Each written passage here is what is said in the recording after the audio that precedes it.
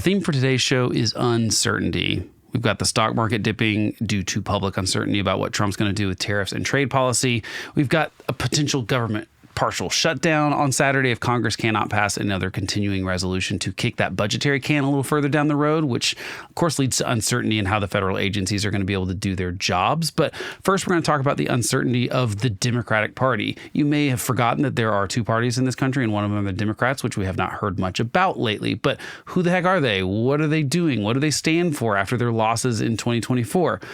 Hey, I'm Blake, the homeless conservative, and I'm here to help sort out what matters in U.S. politics versus what is not worth your valuable attention or anxiety, because every other media organization just wants to fearmonger and make you outraged, and I'm not interested in doing that. So let's talk about Gavin Newsom. He admitted that transgender athletes competing against women is unfair. Now, normally I would not be talking about Gavin Newsom because I frankly don't think he's that important. I don't think he really will win the White House in 2028. I don't even think he'll get the nomination if I had to predict right this very moment. But it's a little interesting because he's kind of the first prominent Democrat to come out and say what is so obvious to the rest of us. And when I say that it's obvious to the rest of us, I really mean that. Look at this poll from New York Times and Ipsos.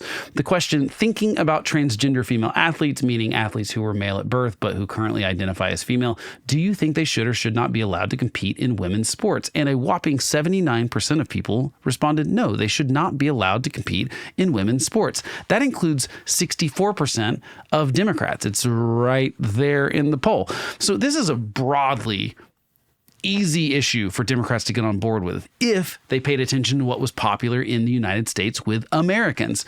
The problem is that's not who they're paying attention to. They're paying attention to the LGBTQ allies in their party, and they're paying attention to the most progressive wings of their party. The thing about this specific issue, and I don't want to get way too in the weeds of this, but I think it's worth talking about a couple of their arguments against it just to point out how silly they are. So one argument with Democrats coming back is that they're going to say that this is an issue that we shouldn't really pay that much attention to because it's not an important enough issue, that Republicans are focusing too much on this, and it's a fringe issue that we should not be giving oxygen to. We are kind of playing into the Republicans' hands. That's basically what their plan was for the 2024 elections. It didn't work very well, though. You may have remembered that the Trump ad that said Kamala is for they, them, and Trump is for you was very effective. It's certainly something that a lot of people were talking about in the sort of political junkie world that I pay attention to. And I think it did make a difference. I'm not saying it won Trump the presidency, but it did tap into a sentiment that Democrats are out of touch with where the American public are. And I don't think that's terribly unfair to say when you look at some of this polling, for example. This is an article from thirdway.org about renewing the Democratic Party. And one thing they specifically talk about in this is, let's look at this. Working class impressions of the political parties. Democratic Party, 38% say they're competent, 34% say they're in touch, 36% say on my side, 40% say patriotic, 32% say strong. Republicans won by double digits on all of those. When you talk about competency, 56% in Republican Party, 52% in touch, 50% on my side, 62% patriotic, and 63% strong. Working class is where Democrats have lost their way entirely. They lost almost every demographic, including the working class, and that's been their bread and butter since the 50s for sure. And they're just abandoning them. And it's very clear that that's what the working class thinks of the Democratic Party. So Democrats can argue till they're blue in the face that they're better for working class, and they might even be true about that. Like, I think the tariffs will actually hurt the working class more than they understand, and Trump is not being honest about what those are going to do to middle class, because the truth is if tariff increase prices and you don't have as much money to spend, they essentially lower your wages because they're lowering the gap between the price of something and what you earn. And so it's sort of like a pay decrease, except that you're just paying more for products. And that's what people were really upset about in 2024. People were upset about the economy. They were really upset that the prices of everything had skyrocketed under Joe Biden and Democrats. And we could argue about whether it's fair or not to say that that was Joe Biden's fault. I certainly think he was responsible for at least 3% of the 9% inflation based on the economists that I pay attention to. So I think it is fair to say, but it's very clear that they don't have a way to talk about these economic issues. And they certainly don't have a way to talk about these social issues very well either, because they're so captive by the furthest left wings of their party. So going back to some more sort of quotes from Democrats on this. So one thing they've sort of said in the backlash to Newsom's comments, this is from Politico, is that former Chicago Mayor Lori Lightfoot, who is a lesbian, told political colleagues the remarks were disgusting, while LGBTQ plus organizations made it clear that any Democrat who agrees with Newsom can kiss their presidential dreams goodbye. That seems a little harsh to me because, again, it's an 80-20 issue. So if Democrats choose to try not to talk about this again, I don't think that's going to work very well for them. Not that I care what Democrats do, other than I would like to have a saner Democratic Party to maybe force the Republicans to be a little bit more sane. I know I'm not going to hold my breath for that, but there's some other issues here that I think are worth pointing out in Democrats' response specifically to this issue. One, they've come out and said this is a minor issue. It's not worth the ink. It's not worth the oxygen that Republicans are giving it. I actually agree with this a little bit. This is why I don't talk a lot about the transgender issues, because I do think they hold an outsized weight in conservative media compared to what the actual problem really is. However, when we're talking about this specific issue of transgender females competing against, actual females in sports, here's an interesting thing. Democrats are sort of right. The NCAA commissioner got in front of Congress and admitted that there are only 10 transgender athletes in the whole of the NCAA, where there are thousands of other athletes. And that sounds like, oh yeah, Democrats are right. There's only 10. But think about it. If those are 10 individual athletes, and as Charlie Kirk pointed out, one of them is going to win the state championship in long jump, I think, and that's actually at the state school level. That's actually, or at high school level. That's not at the college level. But the point being that if you have 10 transgender athletes in the NCAA and they compete in individual sports like swimming, track and field, long jump, whatever, they're probably, I would bet money on it right now, knowing nothing else about them, going to win championships, because biological males are more capable at competing against females. It's just science. It's just nature. There's nothing we can do about it. And this is not some sort of issue like gay marriage or interracial marriage, where thoughts are going to change over time, because that biological difference is not going to change over time. So Democrats need to answer this question right now. It's not going to change. The public opinion is not going to change on it, because we can all see that this is deeply unfair. Furthermore, it's not just that there are only 10 athletes. It's that if you don't stop that, there will be more athletes. Imagine a coach of a program at a Division I school that maybe doesn't do that well in that sport. Do you think their motivation is going to be to win? And don't you think the easiest motivation and the easiest way to get to winning would be to recruit a transgender athlete to compete against females? Because then you are more likely to win. So it seems like scholarships are going to go to more transgender females. This is just something we need to nip. Now, here's the other defense that Democrats are offering, that this is not a federal government thing. This is not something they should get involved with when it comes to, this is not federalism. We should let the states decide this. We should let sporting organizations decide this.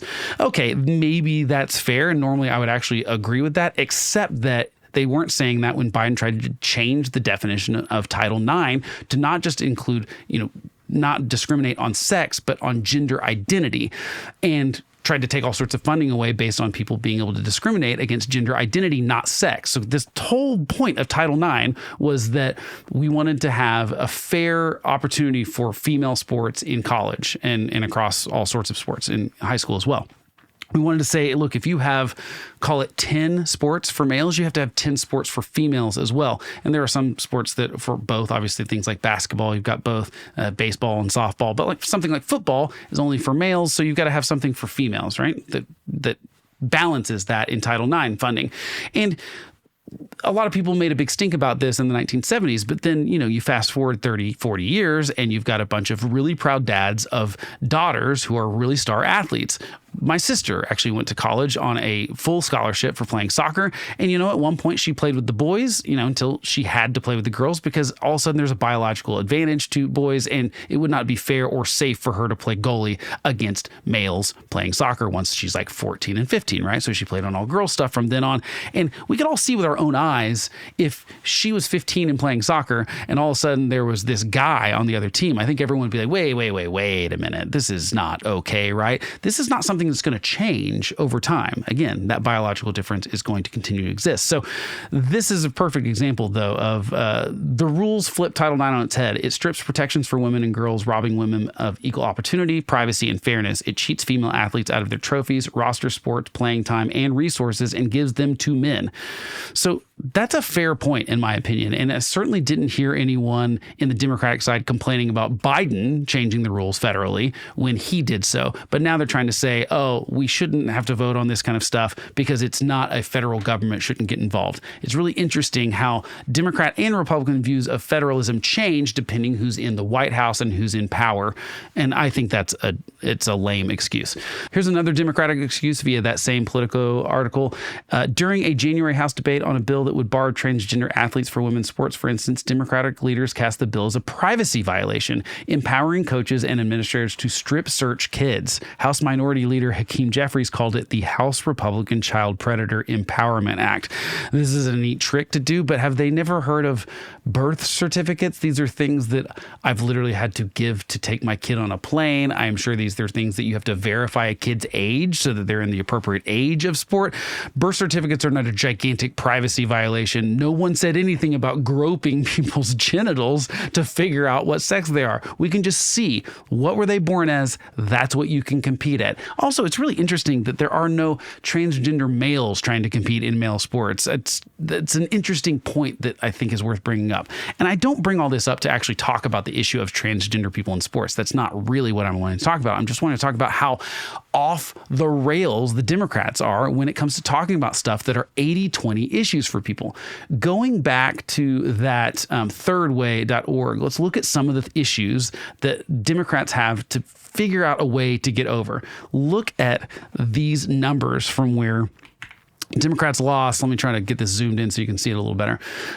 Look at these percent changes from 2020. That's not helping on the highlighting.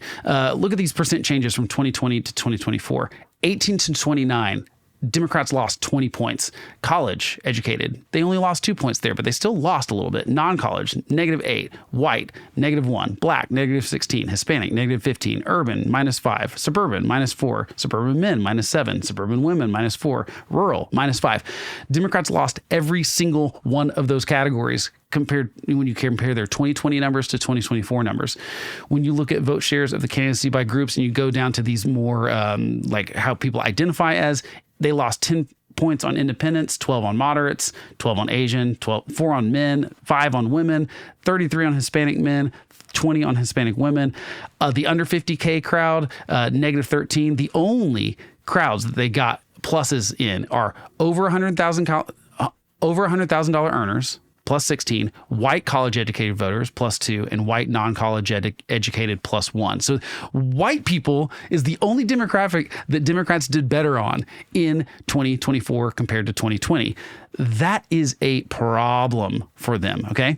I don't think that this is a single issue thing. They've got to figure out how to talk about the economy. They've got to figure out how to talk about inflation and their party's role in that in the final thing. This is why I think it would have been smart if the Democrats had a time machine, they could take this advice.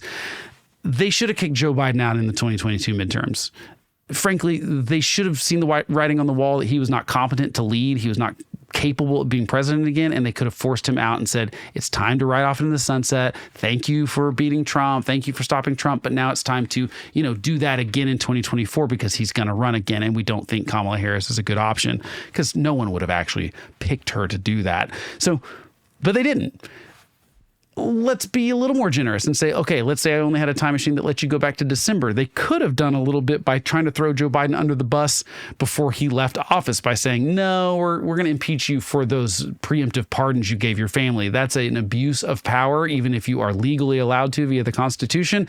We think that that's a bad precedent to set, but they didn't do it then either. And they don't appear ready, as some of the responses to Gavin Newsom saying something as obvious as it's unfair for transgender females to compete against females. If they're attacking him for that, I'm not really sure where they're going to be able to agree on any of this stuff, but they've got to get where the American people are, or they're going to continue to lose. And it's not that I care so much about Democrats. Again, it's just that I think that we need a sane Democratic Party to make a sane Republican Party.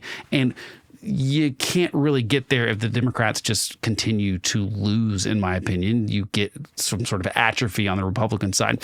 Plus, people ask me fairly often already, which drives me crazy because we just got out of the 2024 election, but everyone's asking me, who do you think the Democratic leader, who's going to be the candidate in 2028? On both sides, to be fair, because we will have open elections, open primaries on both sides.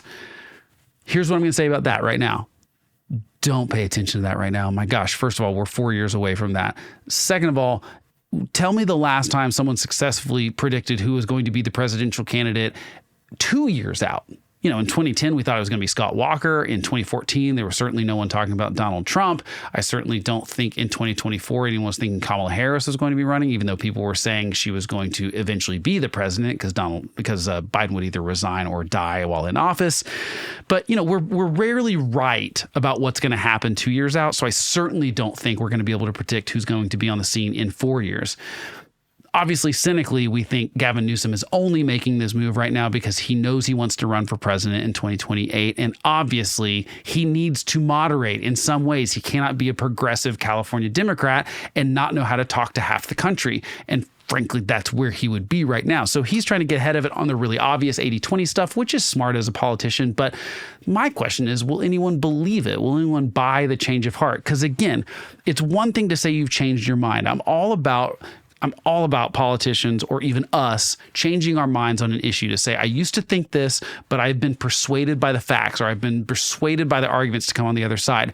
But there's no change in argument here. There's nothing that's changed biologically, like I said, for the existence of human beings that would say that it's fair for biological males to compete against females. And so this is not something you can really evolve on. It's really just going to be that someone got brave enough to say, yeah, my party was wrong on this.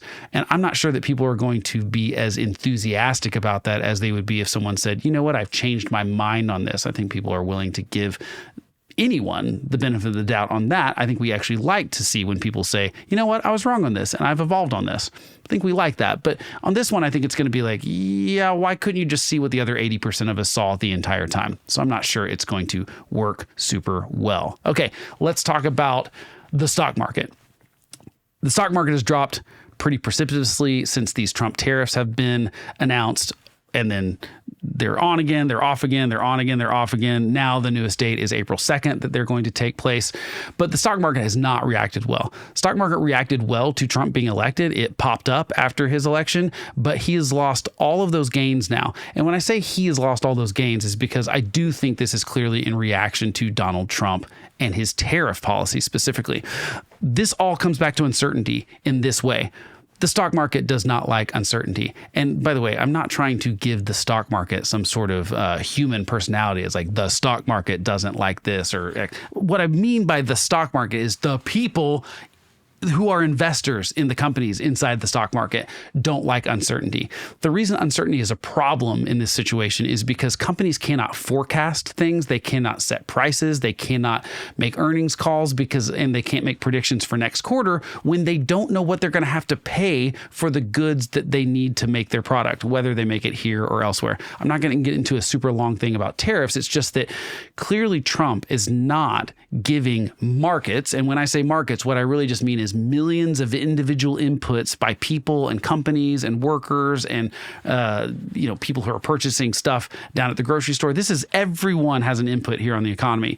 And investors clearly don't like what they're seeing right now. And it's not just tech stocks or something. This is the entire Dow was down, I think, 5.5 points today, something fairly large. So we've lost Now, the thing is, this could be outdated by the time I release this. I'm recording this at like midnight on Tuesday, and I'm going to release it Tuesday morning. Stock market could come bouncing back in the morning. The interesting thing about stocks is that Donald Trump can't call them fake news. He can't do it. He can't say they're lying because this is something he relies on all the time. It's something he bragged about a lot in his first term. So the market is really the only thing that Trump does not call fake news, or can't really. It seems like the only thing that he actually pays attention to and reacts appropriately to. In fact, I would argue that he's said that it was, Mexico said they're going to help us enforce the border. Canada said they're going to hire a fentanyl czar. This is what the excuse was for delaying the tariffs the first time. And then this time, he's not really given a great example other than, it's going to protect United States automakers. And so I've given them exemptions. And then I had a good call with the Mexican president. None of it makes a lot of sense. And the reason why is because I think he's reacting to business leaders coming to him and saying, this is bad for business. And obviously he can see what's happening with the stock market. And I think that's what he's paying attention to. So I'm glad he's paying attention to some sort of signal. That's an upside, I guess. But the way we frame news stories about the market or the Dow is, like, to me, not clearly stating what's happening. Again, we're talking about it like it's this thing that we don't have control of, but it's just people reacting in their own best interest. That's all this is. It's people saying, I don't think I should own that stock anymore because I think it's going to go down. This is based on companies' projections, and this is going to be a problem. So Trump was quoted as saying, we're bringing wealth back to America. It's going to be the biggest boom ever. And the thing about the positioning is that he's now saying it's going to, there's going to be a little bit of pain potentially. And in this Sunday interview on Fox News, he said he was hedging on that there might be a recession. It's not great when the president's not able to answer the question, will there or will there not be a recession? Of course, the president can't predict that, but it's interesting that he's gone to hedging. This is Donald Trump, who never hedges. Everything's the best ever. It's going to be the best economy. It's going to be the booming economy. You're not going to believe it. Everyone's going to be so rich, to all of a sudden saying, yeah, there might be a recession, but it'll be worth it in the end. That's not great. People don't love that. Investors don't love it. And so, companies don't control their own stock prices. Their investors do. And it's clear that investors thought Trump was going to bring wealth back to America when you saw that bump after election. But then we see what the actual implementation of these things, and they're seeing that maybe that won't work out so well for them, so they're voting in their best interest by pulling stocks out of the market. Warren Buffett famously in the last year has traded a bunch of stocks for just cash, and he's holding on to that. He's a pretty smart guy and one of the richest people in the world, so we should probably pay a little attention to what he's doing. This all goes back, though, to tariffs. Again, you're going to be tired of me talking about tariffs, but there's a popular argument on the right currently that cheaper goods are bad for Americans, which doesn't make a lot of sense to me. Treasury Secretary Scott Bessent said last week in a speech, access to cheap goods is not the essence of the American dream. The American dream is rooted in the concept that any citizen can achieve prosperity, upward mobility, and economic security. I'm not sure why he's framing lower prices as somehow in contrast to the American dream, when lower prices brought on by global competition and freer trade have benefited far more Americans than they've hurt. It's one way to think about prices, okay? If the price of something goes down, you've got to compare that to, say, your weekly salary. So let's just say you make $1,000 a week, okay? If something goes from being $5 to $8, you've got to look at that as a ratio to what you're getting paid. If everything went up by that same percentage, let's actually take it as 25% since that's what the tariffs are. So let's say something was $10 and now it's going to be $12.50. Okay. If you take that across the board, if everything you're purchasing is going to be 25% more, you've got to eat, and you're making the same amount of money, you either can't spend all that money that you need to, or you're essentially taking a pay cut. That's just the reality of when prices go up. All right, the last thing we're talking about with uncertainty is, will Congress shut down this week? On Saturday at midnight, if Congress does not pass a budget, or actually more likely a continuing resolution, which we'll get into the details of that in just one second, there will be at least a partial government shutdown at midnight. This is a can that Congress has been kicking down the road for a long time. In fact, the last time they passed a budget on time was fiscal year 1997. So you're not wrong when you say, I feel like I'm always hearing of these budget fights and potential government shutdowns. We've had 3 3 shutdowns since 2010, I believe. All were sort of set into motion by Republicans, and they're trying to now kick that can to Democrats and force them to make the decision whether to shut down the government or not. Shoes on the other foot, or however you want to talk about it. But here's a little graphic about, how often lawmakers are increasingly using continuing resolutions to fund the government for longer periods. And you can see that we had in 2007, 2011, and 2013, they never passed a budget. And a continuing resolution, what that is that that's the Congress saying, we're basically just going to keep using last year's budget. So what happened is that normally they're supposed to get this budget done by, I think, June 10th of the prior year. So in June, they were supposed to finish the budget, which is normally 12 appropriation bills by different parts of the government. They're supposed to pass those individually, although those have not been, I don't think they've actually, they have not approved all 12 individually since fiscal year 2006. So again, that's been almost 20 years at this point. So what they do is they say, okay, for 2025, come October 1st, we're just going to use 2024's budget. Sometimes they adjust slight things because sometimes they'll have passed a law in the meantime that gives a certain amount of funding to something. And so they do have to increase little things here and there. So, but it does make for a slightly smaller bill. For example, this one that Congress is trying to pass this week is 99 pages long as opposed to like thousands of pages long. And they keep the details of these under wraps until the last minute, and then they have people vote on them. And essentially the plan in Congress this week is today at some point, Congress is probably going to vote for it in the House. And if the House passes it, they'll immediately recess and then pass it on to the Senate and say, now it's your problem to deal with. The thing about the House and the Senate, just to remind you, is that the House can pass stuff with a simple majority. The problem is Republicans only have a couple of seats to spare, and they already have a couple of people that said, I'm not going to vote for it. So they kind of have a 1 vote margin. Essentially, it's Thomas Massie has said, I'm not going to vote for it for sure. And then I think they've got, so they've got 2 no's. Thomas Massie and Tim Burchett, I believe is how you pronounce his name. They're no's. So they only got 1 more seat to lose. And Rich McCormick of Georgia is leaning no. It will not pass if that one person goes. So they have a very, very narrow margin in the House, but they only have to win by 1 vote. It's all they have to win by in the House. It's just simple majority. In the Senate, that's not the case. It has to be filibuster proof. It means you need 60 votes. There are 53 seats in the Senate, although I believe Rand Paul has said he will not vote for the continuing resolution. That's normally his thing. So you need 8 Democratic votes to pass it. So they're going to be happy to say this is your fault, Democrats, if you don't pass it and the government shuts down. And that is generally how voters do behave. Whoever is responsible for the shutdown, they tend to punish because they don't like it. The shutdown is, of course, not going to shut down the entire federal government. It shuts down things like federal parks and stuff, but not really a lot of things. You're still going to pay Social Security checks. The military still runs. Most of the actual government services we really need continue to run, but a lot of the ancillary stuff stops. And most of the shutdowns don't last very long. I believe the longest lasting one was in the 2019 one, I think lasted about a month. And don't quote me on that completely. I should have that data up in front of me, but I don't. And it doesn't really matter because I don't think this is going to happen. We'll see what happens. But generally what happens is there's this fight back and forth. We make a big brouhaha. We talk about it in the media for a week. And at the very last minute, they pass the thing, kick the continuing resolution down the road, and they still don't talk about these budget appropriations. So what is in this bill? Actually, it's really just 2024's budget, but minus $13 billion in discretionary cuts, because keep in mind, this budget cannot touch things like Medicare, Social Security, these entitlements that exist, and the non-discretionary budgets of the things like veterans benefits, for example. Okay, they can't touch any of that stuff. So this is just for discretionary spending, which is approximately a third total of the budget. It does include defense spending. So they're saying it's going to be minus $13 billion in discretionary cuts, and they're going to add $6 billion in defense spending, which most of that is for an already passed pay increase for junior members of the military. So that was already kind of written into law. They have to get it in there.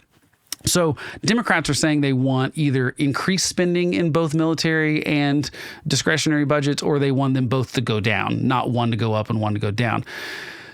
Something that is not included in the continuing resolutions is earmarks. So this is things where congressmen say, well, here's something I want to be able to pass the bill, and it's a little bit of money for funding in my state for some pet project or something. So that stuff cannot be included in these continuing resolutions, meaning there's no money for those kind of things.